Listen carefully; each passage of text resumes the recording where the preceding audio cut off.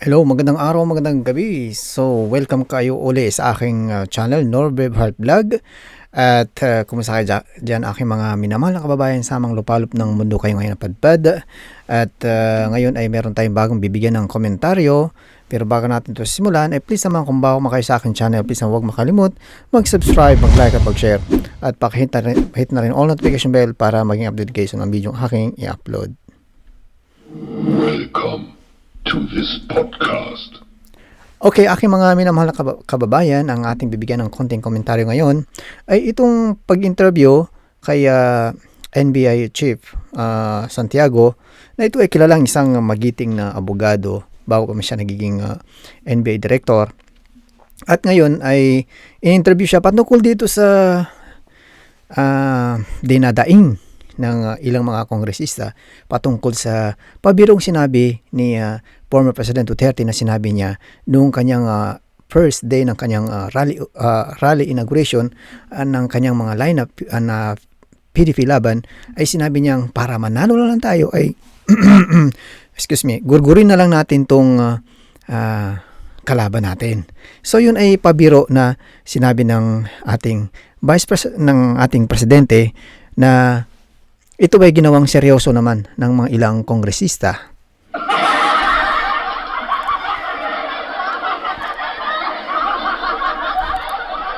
Diba? Kakalungkot.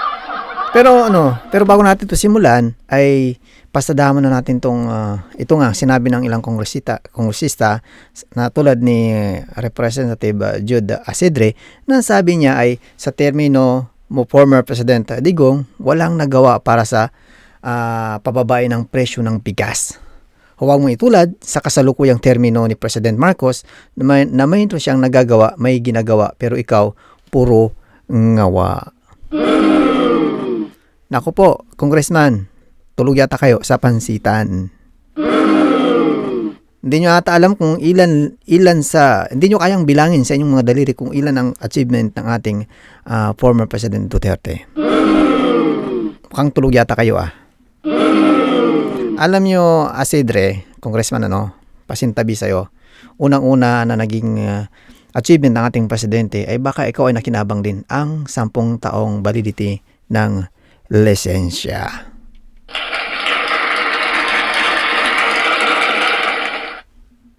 Ganon din sa passport. At iba pang mga infrastructure ng nasimulan at natapos ng ating former President Duterte. At nung kapanon ng Presidente Duterte ay hindi ganito gaano kamahal ang bigas. Pangako ni President Bongbong Marcos ngayon na gagawin daw niyang 20 pesos, pero nasaan na yun? Wala. Okay. So ngayon ang susunod na pasadahan natin ay itong kamot-ulo ni Bongbong Marcos.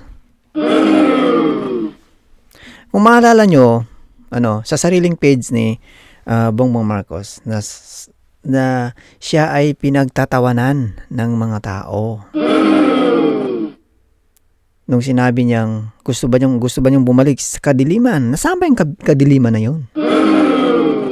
Alam nyo, Mr. President, gustong-gusto ng mga sambayan ng Pilipino na bumalik si former President Duterte sapagkat very effective ang kanyang policy at kanyang gobyerno, lalo-lalo na sa digmaan laban sa mga polboronic. Oo, ganun yon. So, imagine mo, 700K ang bilang ng tumawa sa'yo. Diba? Hindi ka man nagtaka na ganyang karami tumawa sa'yo. Ibig sabihin, katawa-tawa ka, Mr. President. Katawa-tawa ka.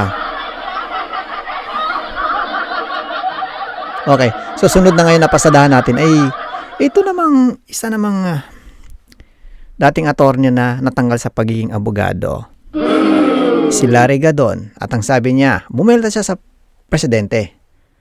Nanalo lang daw ng pagka-presidente si former President Duterte nung sa 2016 dahil sa dinala siya ng mga Marcoses.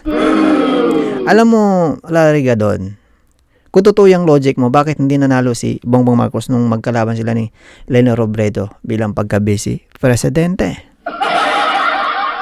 Kung totoo yung mga sinasabi mo, puro kangawa eh.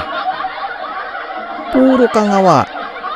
Wala naman naniwala sa'yo eh. Mga loko-loko lang pwedeng maniwala sa'yo. Oh, yun. Oh, diba? Grabe ka, Lariga doon. Grabe ka. Oh, so ito. Isa naman pasadahan natin. Ito na namang si...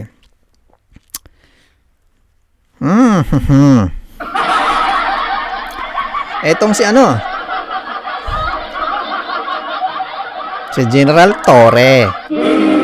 Ano ba to? Ginawa ba ng gobyerno tong si General Torre para lang magsampa ng mga kaso laban sa mga Duterte? 'Di ba? Parang ibang klase ka, Torre eh. Para kang ginawang asong taga-tahol ng gobyerno.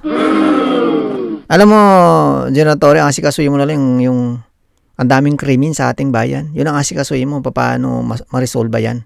Huwag yung pag inutusan ka ng nasa taas, kasuhan mo itong mga Duterte eh. Para kang asong tumatahol eh. Tak! Ano ba yan? Kakatawa. Okay, so ngayon mga kababayan, simulan natin ngayon ang panunod at pagbibigay ng reaction dito sa interview kay director ng NBI na si Santiago. Alam nyo, ang binantaan 15 senador. Hindi natin malaman kung sino dun sa sitting senators o yung bang kakandidato na senators. Tapos, mawalang galang na si kay Congressman Adjong at sa iba pa na congressman natin. Alam niyo itong si Congressman Adjong, no, ng Lano, paepal eh. Sobrang paepal ang taon to, no? Ang daming alam sa buhay. Ano ba to? Hatred ba to ng mga Duterte?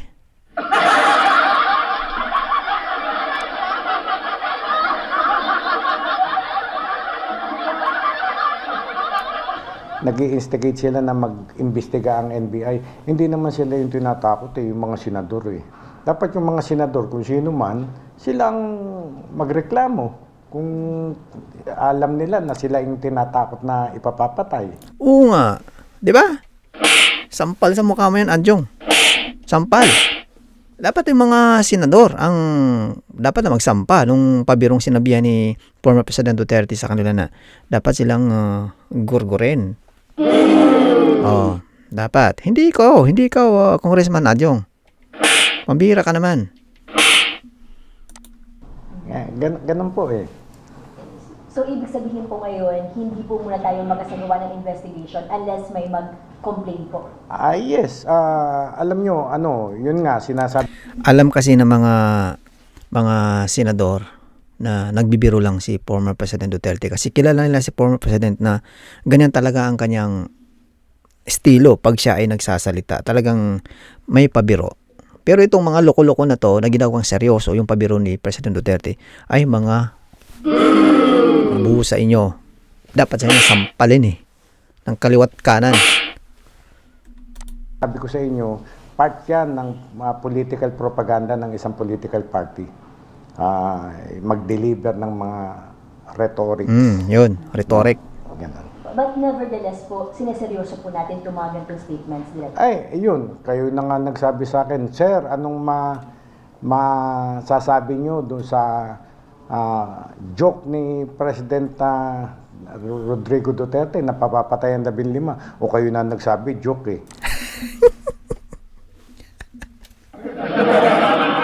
Joke na ngayon eh, di ba? Joke ngayon eh. Kayo talaga mga media, Kayo talaga, joke na ngayon eh. Yan ang reply sa inyo ni Police Director, NBI Director Santiago. Miski kayo accepted ninyo, na joke lang yun. No? Ganon. Magaling mag-deliver si Presidente Digong, but then, tingnan natin kung kakagatin pa ba yun ng mamamayan ngayon. Di ba? Pero, majority ng Pilipino naman kasi Director Santiago, ay kilalang kilala yung pagiging minsan sarcastic ni former President Duterte. Kilalang kilala yan sa mga ganyang estilo ng kanyang panelta. Pero itong mga hindi lang nakakaintindi o mga hatred ng mga Duterte, ang masyadong sineseryoso yung mga ganyang estilo na panelta ni President Duterte. Yung mga walang mga walang sense of humor. Mga ganyan. Director, may mga nagsasabi din po na may ginawa pong aksyon ng NBI yung pong kay VP Sara naman po. Agad pong nagkaroon ng effort ng NBI para imbestigahan po ito at nauwi na po sa pagpapile ng kaso. So, ano naman po silang kaibahan po nito? Dito kay PRRD? Masyadong magkaiba, no? The joke of President Digong was delivered in a political rally. Yung pagkaka-deliver naman ni Vice President Sara ay nagpatawag talaga siya ng press con at sinabi pa niya na at pinangalanan niya kung sino yung mga dapat patayin. The President, the First Lady, and the Speaker of the House. At sinabi pa niya, no joke, no joke. Contrary dito. So, yan naman sa case naman ni Vice President Sara Duterte, nung nagsalita siya na sobrang inis niya, na sabi niya, ito nga yung binanggit ni Director ni Santiago na no joke, nung sinabi niyang kung conditional yun conditional. Kung ipapatay siya, kung siya ay mamatay, ay may napag-utusan siyang bumawi din. Yun ay conditional. So, bahala na ang mga abogado dyan ng both defense. Papaano. Pero itong sa issue ni former President Duterte na kanyang pabiro nung kanyang inauguration, ay malino na sinabi dito ni NBI Director Santiago na ito ay rhetoric lamang. Ito ay pabirong sinabi ni former President Duterte. Ito sa deklarasyon ni Presidente Digong, ay kitang-kita ng tao na nagjo-joke lamang siya. Part lamang ng rhetorics ng political speech. Okay, so narinig natin na maliwanag, part ng isang rhetoric lamang ng speech ni former President Duterte yan. Yung kasi minsan pag nagbibiro ka ng ganyan, minsan yung mga biruang kwentong kalye, kwentong barbero na, pag makita tayo, yayariin kita. Yung mga ganyan, mga pabirong ganyan. So ito, si NBI Director Santiago, naintindihan niya yan. Naintindihan niya. Mabuti na lang, malawak yung pangunawa ni NBI Director Santiago. So dahil dyan, palakpakan natin. Okay, so mga kapatid, mga kababayan, bago natin to bibitawan ang aking video na to na pagbigyan ng konting komentaryo dito sa pag-interview kay Chief Director Santiago ng NBI, ay please naman kung bago kayo sa aking channel, please huwag makalimot mag-subscribe, mag-like at mag-share at pakihit ang all notification bell para maging update kayo ng video aking i-upload. Maraming salamat, ingat lagi dyan.